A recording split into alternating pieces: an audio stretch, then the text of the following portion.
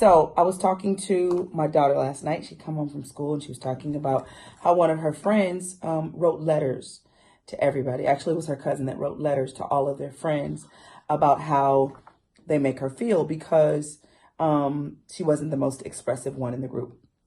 I understand that so well because that was me growing up. While we didn't have texting to kind of hide behind, you just didn't say much. Well, nowadays, many people are texting, but really not sharing their emotions. And sometimes their emotions may make them misread messages from you. So if someone says, you hit them back, hey, hit me back, and they just send, I can't, it might not have sounded as horrible in their head as it does in yours. Because I know a lot of people who get really offended at messages. I literally was just talking to some members on my team and I'm like, y'all, let's pick up the phone and talk. Don't send another email. Let's talk about this because it's easy to be misunderstood. And I know this younger generation, and it's not just kids. I just think this new wave of communicating via emails and text, it's so easy to misinterpret someone's response or sometimes lack of response because we are so in our feelings. We're so emotional. We're so sensitive. We can't take much these days.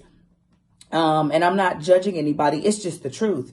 You know, people will get offended over what you ordered on the menu. Like, it's crazy, but don't waste time trying to communicate through something that can't convey your heart. A text cannot convey your heart. You've got to pick up the phone. You've got to talk to the people that you say you love or that you are in relationship with or even covenant with, and not just type it. I know people who have literally been in relationships and they never really talked. Only like 5%. Everything was through some type of, mechanism.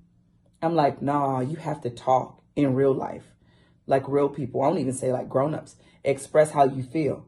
You know what I'm saying? We lose it somewhere along the way. We get afraid of our words and they may not receive it. I'd rather just text it to you because I'm not really bold enough to say it in your face. I'm not really bold enough to share my heart that way because I don't know what I'll get back. Do not be afraid of sharing your heart. Do not be afraid of speaking your truth with love. Now, it is an art to learning to listen and learning to speak your truth. James 1:19 says, know this, my beloved brothers, let every person be quick to hear, slow to speak, slow to anger. So listen, pay attention to the people that are around you. Share your real emotions. It's okay to be honest, but at the same time, make sure that you are listening, right? And you are responding to what they said, not just to your pain. I understand how the words may hit your heart, but if you only answer from a selfish place, you'll never get to a good place of communication. You've got to open up. You've got to express how you feel. And I know people can't, it's easier said than done, whether this is work or family or church or business, or even family relationships, but we've got to learn to communicate. We're not doing a good job. We're not doing a good job of caring for the people that care for us. Don't assume that they know. Don't assume that they understand. Express how you feel and express it with your voice, with your eyes, with the physical touch. Give somebody a hug sometime. Don't just send me huggies and hearts and stuff on social media. I don't want it. I want real communication from the people that I love. And I think it will help us all grow in that area. All right. That is my Erica-ism for today, ladies and gentlemen.